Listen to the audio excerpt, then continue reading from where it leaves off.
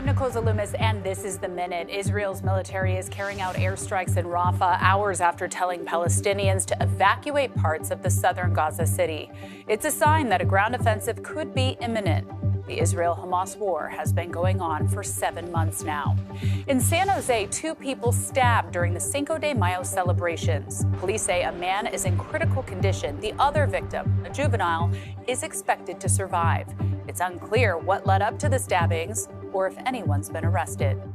In Oakland, a suspect is in custody after a series of sideshows during Cinco de Mayo. They released these pictures of the person that they arrested on suspicion of reckless driving and taking part in a sideshow on International Boulevard. The Bay Area's only primetime newscast at the 8 and 9 p.m. on the all-new Pix Plus 44 Cable 12.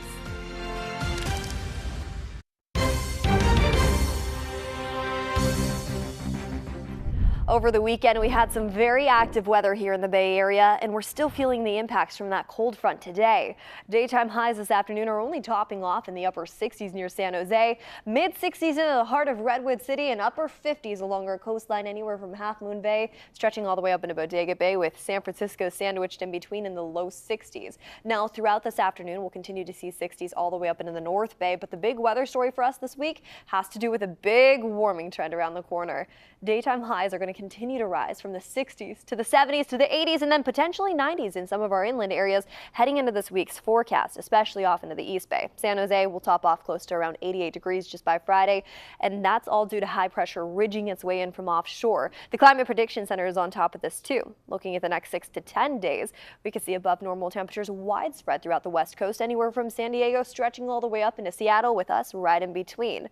But in the meantime, we're still left with a little bit of clouds in the forecast for us. Daytime highs today, like I said, sitting mostly in the 60s throughout the Bay Area. We'll continue to see those clouds sweep in from the north throughout the forecast tonight into our early morning hours tomorrow. And then once we head into our Wednesday and Thursday forecast, we actually start to see just sunny skies all throughout the Bay Area with no rain in sight whatsoever. It's going to stay dry for us as we head into this work week's forecast. High pressure will do that for us, so that rain that we saw over the weekend is the last that we're going to see for a little bit longer. Take a look at this. Heading into the next 7 days, we will continue to warm up and dry up, no matter whether you live in our inland areas like Concord, where we will see the 90s as early as Friday, averaging out into the mid 80s, low 80s into next week, or all the way over into the Bay Area, closer to San Francisco or Oakland for that matter, where we will also see that warming trend, 60s turning into 70s by tomorrow and then 80s heading into Thursday and Friday. We are going to keep you updated with this gradual warming trend as we head into this week's forecast, but for now, back to you. All right, thank you, Jessica. Tourism is back, according to Governor Gavin Newsom, and while that may be the case across the state, the numbers in the Bay Area are still down. He made the announcement of tourism returning to the Golden State on top of the Golden Gate Bridge over the weekend. But Visit California says tourists spent $2.7 billion less in 2023 than they spent just 4 years ago. The 3 counties that see the most of the region's travel spending have yet to make it back to pre-pandemic levels. Tourists spent about $14 billion in San Francisco County compared to $14.2 billion in 2019. Santa Clara County is almost back to pre-pandemic levels. Tourist spends at $7 billion, and San Mateo County just about even with 2019 spending. Meanwhile, there's one specific group of tourists that the Bay Area is still waiting to return. Here's our Da Lin.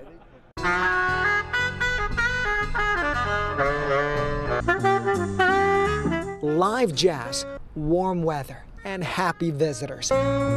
This is music to the ears of Pier 39 business owners. We're coming from London. We just landed yesterday. While business activity is buzzing at Pier 39, that's not the case everywhere. Waiting for the tourists to come and for the season to really get going. And as you can see on a Sunday afternoon brunch, it's not happening. Mac Liebert of Pier 23 Cafe says they are surviving, not thriving. In fact, he says business was down about 25 to 30% in 2023 compared to 2019. You need people coming through the door to survive, and when they're not coming, it's hard to keep the doors open. He's not alone. Many small businesses complain they're still recovering from the pandemic. You guys can hop on this one here. The owner of San Francisco Deluxe Tours tells me his tour bus business is down about 40% in 2023 compared to 2019. I'm the oldest guy out here at 77. Pedicab operator Corral Nunnick says his business is down at least 20%. We've been having to work harder for less cash, basically. 2019 was good. 2023, you know, the thing that has died is the international tourists. And that's what industry leaders are blaming, specifically the Asian market. Scott Beck, the CEO of San Francisco Travel, says only about 50% of the Chinese tourists have returned. And traditionally, he says, Chinese visitors spend big money in San Francisco. Pre-pandemic, China was our largest long-haul overseas market. Over $2 billion a year of spend in our market. Right now, capped by the governments of the U.S. and governments of China, air service is capped right now at 50% of pre-pandemic levels. So we can't get back to the normal, what we would call normal baseline visitation, because you do not have the seats in the airplanes to make it happen. He says LA gets a lot more domestic visitors, and the domestic visitation has pushed the Southern California tourism industry well beyond the 2019 levels. Experts say SoCal's strong rebound is what's driving up the entire state's tourism spending. Our record-breaking tourism numbers last year, $150 billion. The governor made the announcement on top of the iconic Golden Gate Bridge. The CEO of Pier 39 says they've been fortunate. Their sales were flat compared to 2019. The convention business is still down, and for 24, we expect it to be down and really not rebound until 25 and beyond. Max says while tourism spending is trending in the right direction, San Francisco still has a lot of work ahead, especially on its image and reputation. We're really hanging our hat on that it's going to be good and tourism's going to come back and people are going to want to go out and spend money. Local experts say the number of Chinese visitors will likely return to the 2019 levels by 2026. As for getaways for Bay Area residents in wine country, tourism was better than last year, than before the pandemic in Sonoma, and Napa about where it was pre-pandemic. College administrators across the country are bracing for more protests as tensions over the war in Gaza spill into graduation season. Police in San Diego have started tearing down the encampment on campus. They also handcuffed some students. Pro-Palestinian demonstrators have been camped out for 6 days. At UCLA, people who tried to take over a parking garage have been taken into custody. The protesters are demanding a ceasefire in Gaza and asking their schools to divest from companies with economic ties to Israel. The pro-Palestinian demonstrations at UC Berkeley, Sonoma State, and SF State have been mostly peaceful so far. UC Berkeley's graduation is this Saturday, the others later this month. In San Francisco, it can feel uneasy being around all the troubles in the Tenderloin, especially for students. But now, there's a new effort to help kids navigate the streets. The open-air drug market is such a problem in the neighborhood, the state sent in the CHP and the National Guard a year ago to help clean things up. And recently, it announced seizing nearly 700 pounds of fentanyl and made more than 500 arrests since the start of their operation. The police department has also promised to crack down, and they provided these photos of firearms, drugs, and cash that they recently seized in a one-day sweep. They also made 60 arrests. While the city also brought in urban alchemy ambassadors in camouflage sweatshirts who provide a nonviolent, unarmed approach to de-escalation to people in crisis. The city has worked to clean up the area in recent years, bringing in more portable toilets and clearing tents, but there's still a long way to go. Our Andrea Nakano shows us how volunteers are now stepping in to help provide a safe passage for students.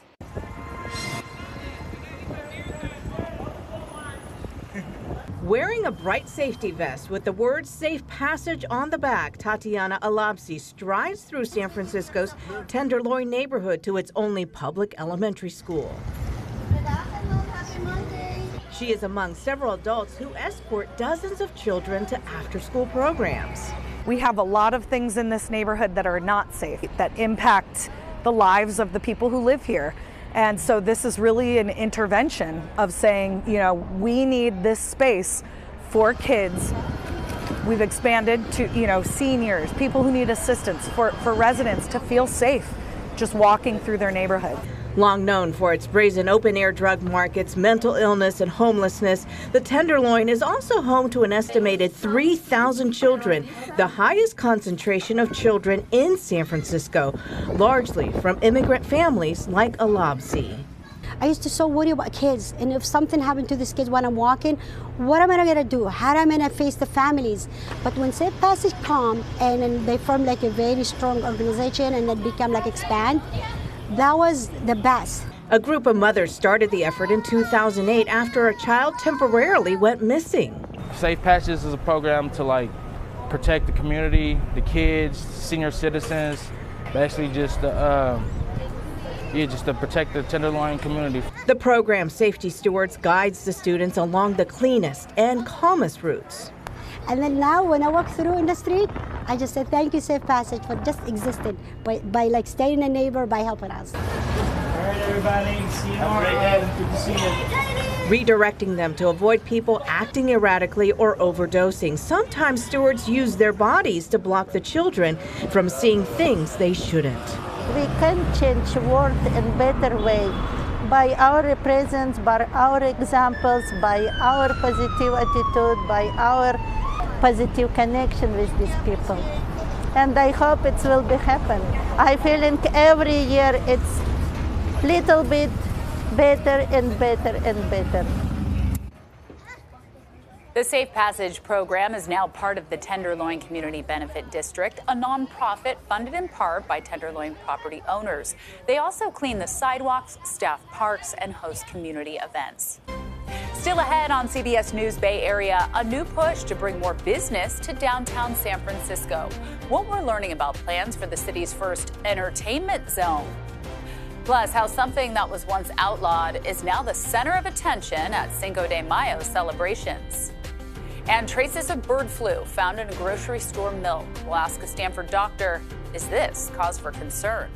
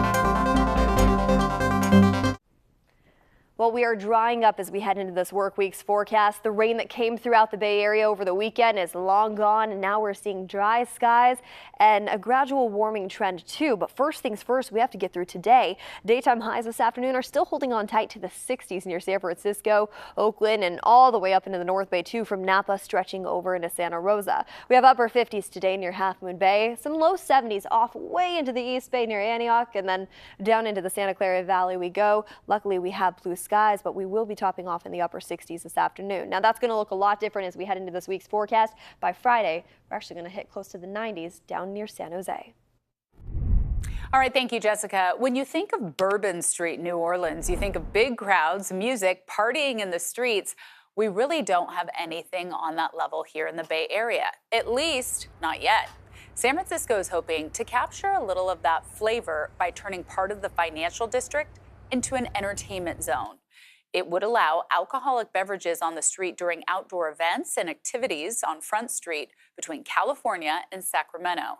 This all in another effort to try and boost foot traffic downtown. Amanda Hari has more. It's Friday night and there is some foot traffic down here, but it is pretty quiet. If we take a look over at the street, we don't have many cars going by. The goal of this legislation is to bring new life to this area.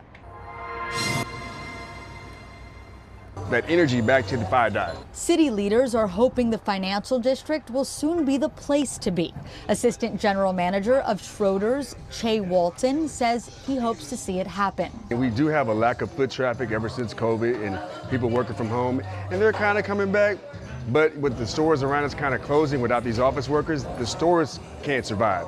So by bringing this up, it gives us all a chance to show people what we have to offer. Schroeder's is one of 3 bars located within the portion of Front Street that would become the new entertainment zone. San Francisco Mayor London Breed announced the legislation Friday. It would create the first designated public outdoor area with legal open container alcohol sales and consumption in California.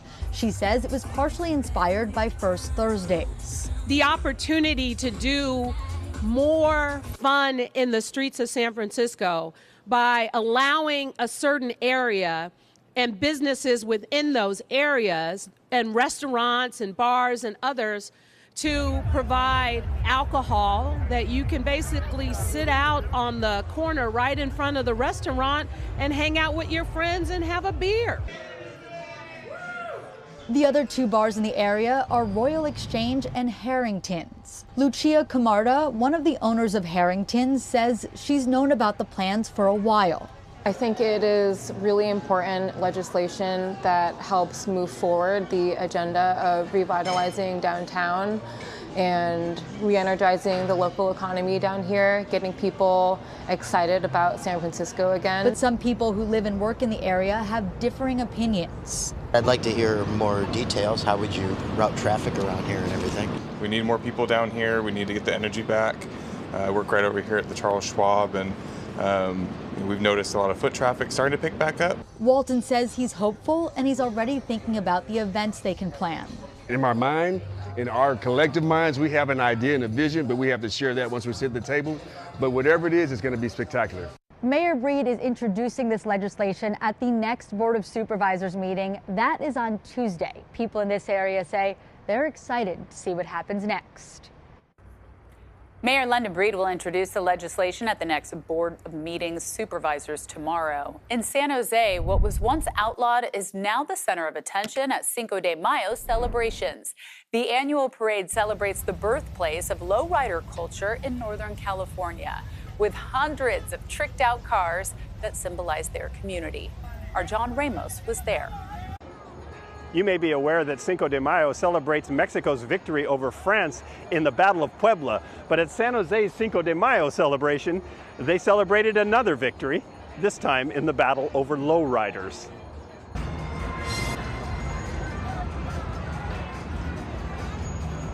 As the parade moved down King Road in East San Jose, it was clear what this place is famous for. And Larry Renteria couldn't be happier. This is our culture, low-riding culture, Chicano culture.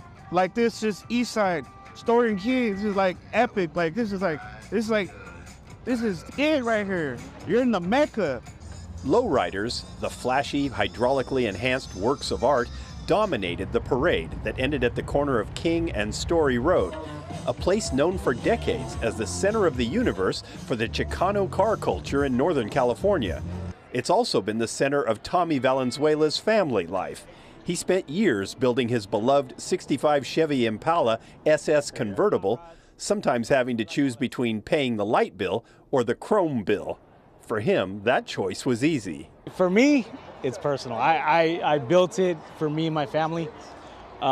People have always tried to buy it off me, and I just can't let this one go. This one is, you know, I raised my family doing this. And it may be hereditary because every member of the family has now built their own car, including Tommy's daughter, Lavina. And I grew to love it, and that's why I decided to build my car, you know, so that way I could be rolling with my dad, you know. So these cars have come to represent family as well as Latinx culture. But some in the community saw the cars as a threat, and cruising was banned in the 1980s, driving a wedge between the city and its Latino residents. Kind of got taken away, and I just felt like they allowed the Vietnamese to have theirs and pop their fireworks and do all their things, but they took our culture away, and now they're finally allowing it to come back. In 2022, the city reversed the ban on cruising, and as the lowriders gathered at Story and King, it felt like there was a chance that some fences were being mended. I think the relationship between the culture is starting to come about with the police. They're accepting more. They're understanding that a lot of these guys that have these cars are not out doing, you know, bad things. You know, we all have jobs, we got businesses. And back out at the parade, Larry Renteria was feeling hopeful about the future. Lowriding is part of our culture. It's still here, it's still alive, and it's thriving. You know what I mean? It's like, man, it's a great thing. It's a positive thing. And now East San Jose, the mecca of lowriding, gets to celebrate May 5th for a victory of its own.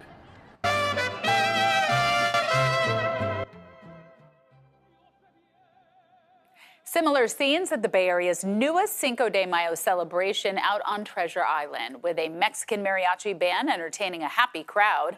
Many came out to celebrate at the island's Gold Bar Distillery. It's usually known for its upscale ambiance and drinks, but yesterday it transformed into a lively fiesta for Cinco de Mayo for the first time. We're here having a great time. We have listened to all kinds of music. We had rock en español, we had banda, and now we have the mariachi. This marked a successful celebration for everyone on Treasure Island. Gold Bar Distillery said it's committed to keeping this celebration alive as the island keeps adding more residents each year. And that's a great opportunity to start new traditions for new business. Still ahead, growing concerns over the spread of avian flu. A doctor with Stanford joins us to explain how it spreads after traces were found in grocery store milk. And a reminder, you can stream CBS News Bay Area wherever, whenever. Catch all of our live newscasts, plus news and weather updates throughout the day. Find us on the free CBS News app or on Pluto TV.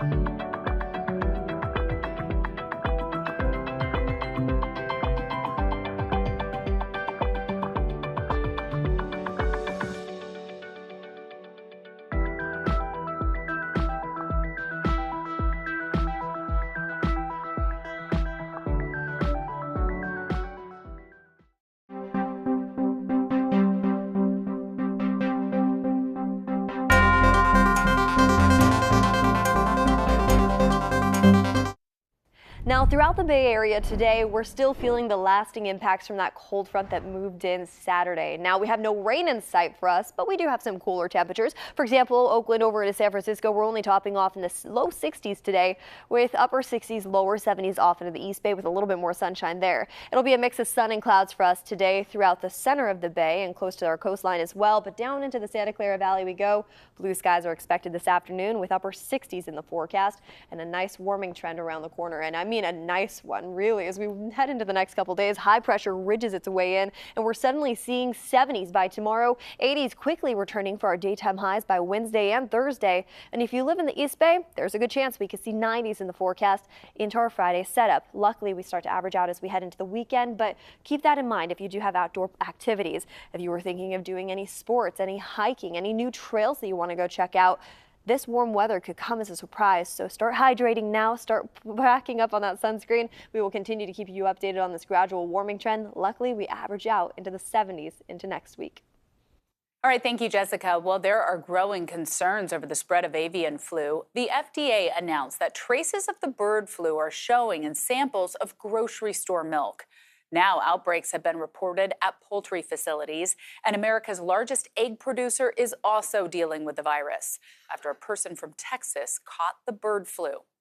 Joining me now is Dr. Abrar Karan from Stanford Healthcare. Abrar, good morning to you. First off, how concerned should we be about this? Is the virus evolving to infect other animals and potentially people? Thanks for having me. It is definitely concerning. The outbreak that we've seen in cattle, it's something that we hadn't seen before where it's spreading to this level. As you mentioned, there was some samples of milk, even, in the grocery stores that was found to be positive for fragments of a virus, but not live virus. The reason that's a little bit concerning is that even though, milk is still safe to drink, the pasteurization process kills live virus. It does mean that some infected cow, milk had made it in, then technically infected cows we're not supposed to be taking milk from them, even though it is getting pasteurized. So that is a little bit of a problem, but milk is still safe. Okay, so then how concerned should we be about drinking milk or eating eggs? Tests by the FDA show that pasteurization does work, like you mentioned, to kill off the bird flu in milk. But what about the unpasteurized dairy products? Retail sales of raw milk are legal here in California. So do we stay away from those?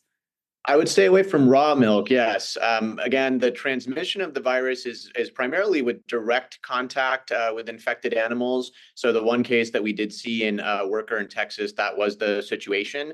And also in the environment of people that are working in these environments as well. There isn't effective transmission between humans at this point. But again, these viruses change pretty quickly. In terms of transmission from food products, I would say we don't have to worry about that unless you're consuming raw milk, in which case, theoretically, it would be possible. And it probably is more likely, of course, than if you're drinking pasteurized. Okay, again, it's rare, but what are the symptoms of bird flu in humans? Like, what precautions should we take to avoid becoming infected? And is there a bird flu vaccine? Yeah, these are great questions. So symptoms-wise, flu-like symptoms, essentially, which makes it very difficult. I see patients in the urgent care in San Jose on some shifts even recently where people are coming in with symptoms that most of the time, it's just sort of run-of-the-mill respiratory viruses. Conjunctivitis is a symptom that we saw in the case that was infected. He had very red eyes. But again, many viruses can give you conjunctivitis. In terms of staying protected, again, this is mostly important for people working directly with animals. Of course, we do have a lot of farmers in our state using personal protective equipment, N95 masks, gloves, eye protection. And in terms of vaccines, I believe you asked, there are 2 candidate vaccines. The U.S. Assistant Secretary for Health and Human Services and for Pandemic Preparedness has commented on this, saying that they are bringing the stockpile up, but these are based on older virus strains from 2020, so we don't know how effective these vaccines would really be if we needed to deploy them. So it's a complicated situation. All right, Dr. Abrar Karan with Stanford Healthcare, thank you for the time this morning. Thanks. Well, coming up in our next half hour on CBS News Bay Area, some people say they're sticking by Oakland as new crime statistics present a mixed picture of public safety. We'll hear from a man who explains why he plans to put down permanent roots in the city. This is our city. We can't abandon it. Hopefully we can do something to fix it. And a new batch of pop-ups filling vacant storefronts in San Jose. How some women-owned businesses are getting a boost to help get their dreams off the ground.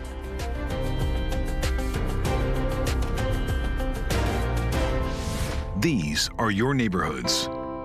This is your world. CBS News Bay Area. And still ahead on KPI. With Juliette Goodrich. And the CBS Evening News with Nora O'Donnell. Taking you to the day's top stories. Smart, comprehensive coverage. And immersive weather like you have never seen it. Join Juliette Goodrich and Nora O'Donnell. Weeknights 6 to 7:30 on KPIX.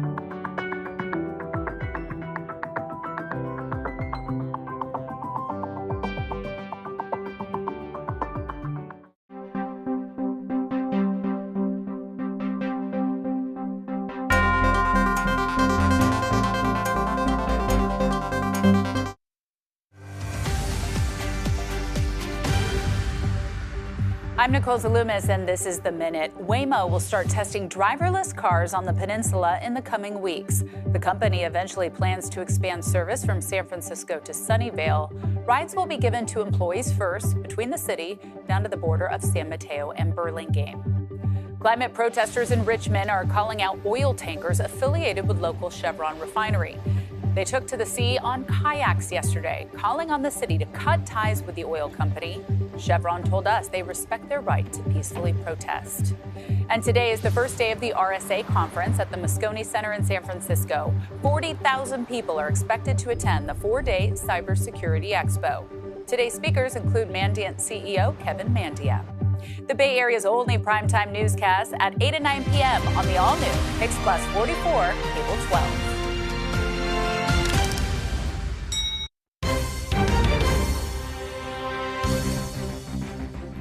Over the weekend, we had some very active weather here in the Bay Area, and we're still feeling the impacts from that cold front today. Daytime highs this afternoon are only topping off in the upper 60s near San Jose, mid 60s into the heart of Redwood City, and upper 50s along our coastline anywhere from Half Moon Bay, stretching all the way up into Bodega Bay, with San Francisco sandwiched in between in the low 60s. Now, throughout this afternoon, we'll continue to see 60s all the way up into the North Bay, but the big weather story for us this week has to do with a big warming trend around the corner. Daytime highs are going to continue to rise from the 60s to the 70s to the 80s and then potentially 90s in some of our inland areas heading into this week's forecast, especially off into the East Bay. San Jose will top off close to around 88 degrees just by Friday, and that's all due to high pressure ridging its way in from offshore. The Climate Prediction Center is on top of this too. Looking at the next 6 to 10 days, we could see above normal temperatures widespread throughout the West Coast, anywhere from San Diego stretching all the way up into Seattle, with us right in between. But in the meantime, we're still left with a little bit of clouds in the forecast for us. Daytime highs today, like I said, sitting mostly in the 60s throughout the Bay Area. We'll continue to see those clouds sweep in from the north throughout the forecast tonight into our early morning hours tomorrow. And then once we head into our Wednesday and Thursday forecast, we actually start to see just sunny skies all throughout the Bay Area with no rain in sight whatsoever. It's going to stay dry for us as we head into this work week's forecast. High pressure will do that for us, so that rain that we saw over the weekend is the last that we're going to see for a little bit longer. Take a look at this. Heading into the next 7 days, we will continue to warm up and dry up, no matter whether you live in our inland areas like Concord, where we will see the 90s as early as Friday, averaging out into the mid 80s, low 80s into next week, or all the way over into the Bay Area, closer to San Francisco or Oakland for that matter, where we will also see that warming trend, 60s turning into 70s by tomorrow and then 80s heading into Thursday and Friday. We are going to keep you updated with this gradual warming trend as we head into this week's forecast, but for now, back to you. New figures show a decline in violent crime in dozens of major cities. That includes Oakland. While homicides and burglaries are down significantly, year-over-year robberies have gone up by 11%. Our Da Lin spoke with some Oakland home buyers. He wanted to know if people actually feel safer. This is the master suite. There's a lot of optimism about the future of Oakland. We just like Oakland a lot, with everything that's going on in the city. Duke Sakhar likes Oakland so much he's looking to buy a house here. He and his partner have been house hunting for over a month. Right now they live in San Ramon. We want to be close to the city, San Francisco, but not super close. We love the vibe of Oakland. Duke says he's aware of Oakland's crime reputation, but he's also heard a lot of good things from friends who live here. They visit Oakland at least once a week. I think a lot of times Oakland gets a bad name. He says it's encouraging to see homicides and burglaries going down compared to the same period last year. He's banking on even bigger drops in crime rates, since they'll likely have to spend over $1 million on a house here. This is where we'll be living for the next, decade or something. Our parents will come visit us here, so we do want a safe area to live in. Hopefully it gets better. It's a lot of things going on right now between breaking and entering, the thefts of cars. Unlike Duke, Shelby Tipton is an Oakland native. She says crime has always been an issue, and it's gotten worse in the last couple of years. She says it still feels pretty bad, regardless of the declining crime stats. Things are not being reported as much. Like, not that that it's not happening. It's just we're not hearing about it as much. She wants city leaders and police officers to do more so her 2 kids can grow up in a safe environment. This is our city. We can't abandon it. Hopefully we can do something to fix it. It's a walk-in closet. She's not alone. A lot of people still love and believe in Oakland. Duke is putting his money where his heart is. Oh, I'm very optimistic, yeah. I think there's a lot of promise and potential in the city. The Oakland mayor says their public safety strategies are working. She credits in part the violence prevention program known as Operation Ceasefire and the governor's help by sending in CHP officers. Even though robberies are up, violent crime is down overall in Oakland. City leaders credit the decrease of the return of the ceasefire program. As we continue to move the strategy along, it not only historically has reduced homicides and shootings, but it has also led to pretty significant reductions in all crimes. The program identifies people most likely to commit violent crimes, then brings in community leaders to talk with those at high risk of violence to reduce the possibility of retaliatory shootings and other serious crimes. The city of San Jose launched a new program they hope will breathe some life into empty buildings and help out budding entrepreneurs. We recently reported some positive news for the Bay Area's biggest city. The University of Toronto reported visitor activity in downtown San Jose jumped 28% from last March to this February. Now, the city is hoping to build on that momentum by filling some of its vacant storefronts. 5 new pop-up shops are open for business along Paseo del San Antonio between 3rd and 4th Streets, not far from San Jose State.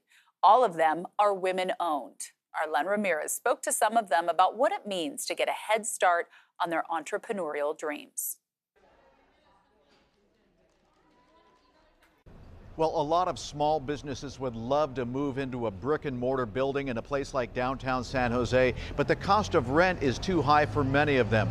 This program allows a lower point of entry so they can get indoors, try out their ideas with the goal of becoming eventually self-sufficient.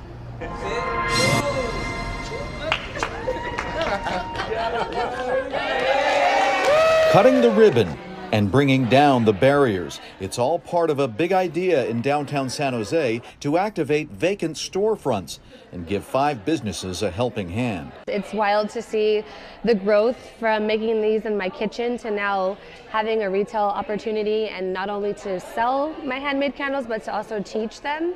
Marcelina Castro started making candles in 2018. Her Miji Serra candle shop is now one of the pop-ups that just moved into 2 vacant storefronts on El Paseo de San Antonio. She shares space with La Paloma Imports and Cositas Contreras. Across the Paseo, Plant Slut and Bad Witch Crystal share a space. All 5 businesses are women-owned. The fact that we're actually here when 3 weeks ago this was a completely empty space, and now being able to make it our own and, spice it up, we're so blessed. The program is called Moment Paseo. It's a collaboration between the City of San Jose and the Downtown Association to help businesses get started and hopefully generate a buzz in foot traffic. The association pays the rent and the businesses pay back a portion based on their sales. It's kind of almost like a trial pad, for very small micro businesses to experience what it takes to run a business and whether they could potentially go bigger and eventually lease a market rate space and have a big space on their own. But it's not without challenges. The businesses must stay open a minimum number of hours, and if another business paying full rent wants their space, the pop-ups might have to move out. The fact that we're actually here when 3 weeks ago this was a completely empty space, and now being able to make it our own and, spice it up, we're so blessed. First day's sales were good, but the businesses will soon find out what it takes to survive on the streets long term, and if they can go from pop-up to up and coming. San Jose Mayor Matt Mahan says there are about 70 vacant storefronts in the downtown area. That's down 80 from a year ago. San Francisco has its own version of a pop-up program to help boost its downtown recovery. It's called Vacant to Vibrant. Since launching last summer, more than 1,000 organizations have applied for a chance to set up a pop-up space rent-free for several months.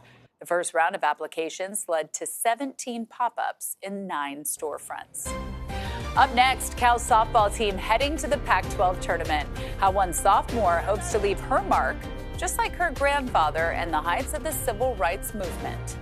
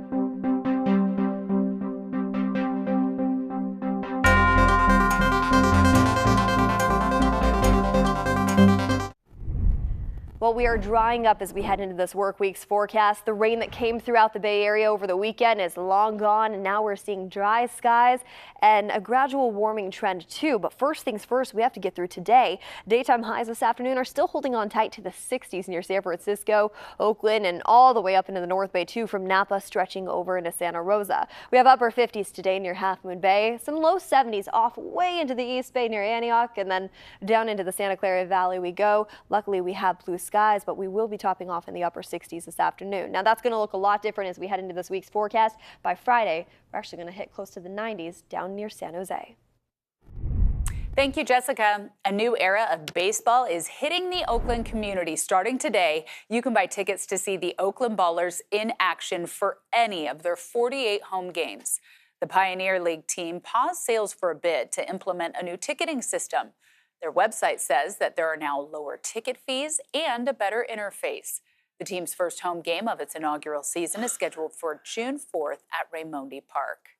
UC Berkeley softball wrapped up the regular season this weekend with a loss to Oregon State, but they still won the 3-game series. The 19th ranked Bears head to the Pac-12 tournament next week, and our Vern Glenn spoke with one of the players whose future is looking bright and orange. That's always good. Good has been great for Cal pitcher Ryan Orange. The second-year transfer is looking to make a mark with the program. Her grandfather, John Carlos, made a mark to the world 56 years ago.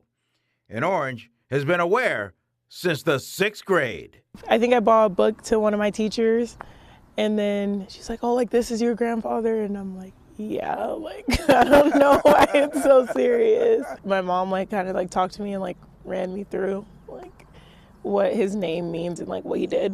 When your teacher reacted like that, did B's all of a sudden become A's? Did it carry a little bit more weight, little panache? No. No? No. That's great. Numbers don't lie. This is a top 20 team, a 30-win team. And Orange says this February tournament at Louisiana Lafayette was a turning point. Cal players chose to kneel during the national anthem. 6 Bears players were verbally harassed with racial comments. That could have been the point in season that really divided us, but like at the end of the day, like I feel like it brought us closer. It lit a fire kind of, because we went on a very hot run after that, actually. Cal won the next 11 games, 16 of 17. Through it all, Orange kept thinking what Grandpa said. You have to stand for what you believe in, and you have to know what you're standing for, and like always stand for it regardless of like the repercussions that come with it. I think she's on the right path. I tell her just make sure that you realize where you go, that you have this cloud over your head, and the cloud is called John Carlos. What do you think you get from him in the bloodlines? Speed. His speed? Yeah. I would have thought confidence. No, his confidence is on a whole nother level. Like he has like out of this world confidence. Coming up, if you felt like the San Francisco skyline has been missing a bit of its shine this past year, well, good news, a section of the Bay Bridge will twinkle again when the Bay Lights are expected to be back and brighter than ever before.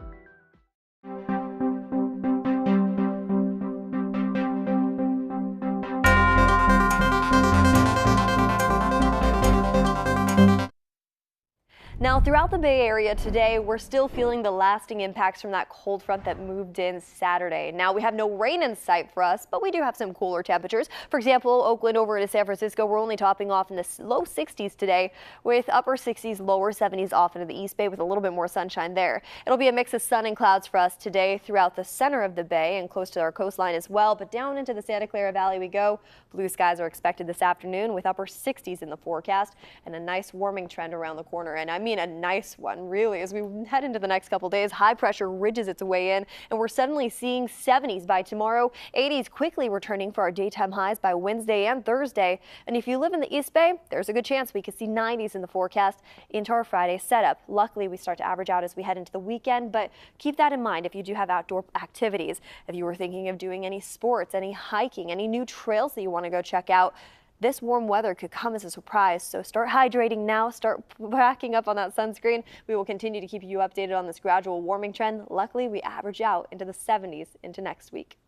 All right, thank you, Jessica. Well, after shining bright for 10 years, the Bay Bridge lights were turned off last year, with the group behind the display saying that they needed $11 million to turn them back on.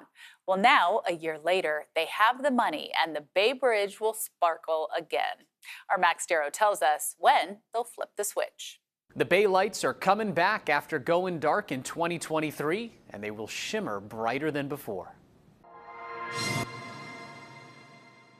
For 10 years, the Bay Bridge lights brought a sparkle to San Francisco's skyline, and the feeling that came along with it, says Ben Davis, the founder of Illuminate and visionary behind the art installation, was one of awe. And it just makes you want to reach out and grab the hand of the person next to you. It doesn't make a difference who they are. There's something that really brings us into a sense of humility through awe that unleashes the better nature of our character. But since they went dark in the spring of 2023, I feel like there's a hole in the night sky. There has been for the past year. The lights first lit up in 2013. What was originally meant to be a 2-year display ended up turning into 10. But over time, many of the lights were losing their luster. The Bay Bridge is a really harsh environment for electronics, and so they were suffering. And really, rather than let them decay into oblivion, which is a bad look for San Francisco, we did the responsible thing. We took them down and we set about bringing them back in a new configuration, really designed to do well over time on the side of the Bay Bridge. Now dubbed Bay Lights 360, the new public art installation will have 50,000 LED lights and better visibility than before. We're going to wrap around both sides of the cable so we can see it not just from San Francisco and the North Bay, but as a matter of aesthetic equity to communities all around the Bay. The revamp made possible after the art nonprofit raised more than $10.5 million through a fundraising campaign, completely from people and donors in the community, not from the city or corporations. We didn't seek any city funds because we didn't really want to, rob the public art kitty in San Francisco of other organizations that could use it more. I have deep faith and love for the place in which we live, and I find it an honor to have gestures like the Bay Lights manifest in the world with the help of thousands of people bringing together this culture of generosity to make it happen. So it'll still be a little while before you'll get to see the lights on the Bay Bridge sparkle again. Davis says they're working to build the materials now, and they'll begin installing them in the fall. The plan is to have them shining again sometime around March of 2025. Well, in San Francisco, young people faced off in the annual Keys Are Kids Games yesterday. The fastest runners and longest jumpers got to compete against each other at the former home of the Raiders and 49ers. Some of the kids said that they were inspired to pursue track and field once they got to middle and high school. They're having a great time. It's a good time. We thank our sponsors. We get the kids out. Doesn't cost them anything. Get the parents involved. They run track, meet new friends. We feed them, and everybody has a good day, as long as the weather cooperates. The Police Activities League was founded 65 years ago to keep kids off the streets, and they have an arts program, several different sports, and chess, all free of charge. Thanks for streaming CBS News Bay Area. I'm Nicole Zalumis. We'll be right back with your First Alert forecast and a look at your top stories.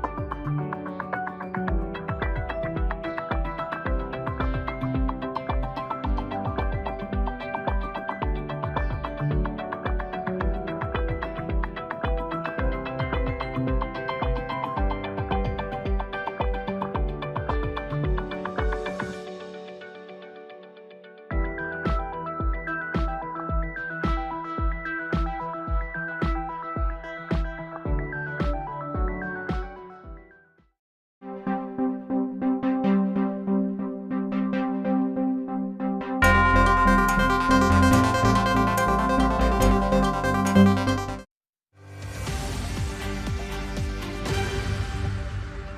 Nicole Zalumis, and this is The Minute. Israel's military is carrying out airstrikes in Rafah hours after telling Palestinians to evacuate parts of the southern Gaza city. It's a sign that a ground offensive could be imminent. The Israel-Hamas war has been going on for 7 months now.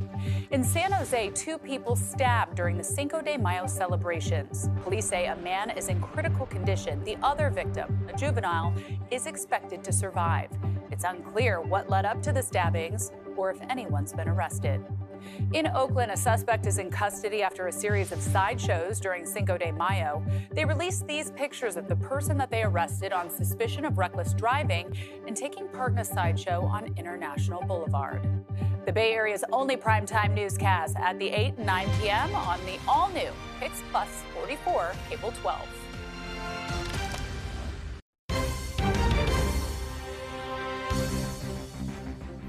Over the weekend, we had some very active weather here in the Bay Area, and we're still feeling the impacts from that cold front today.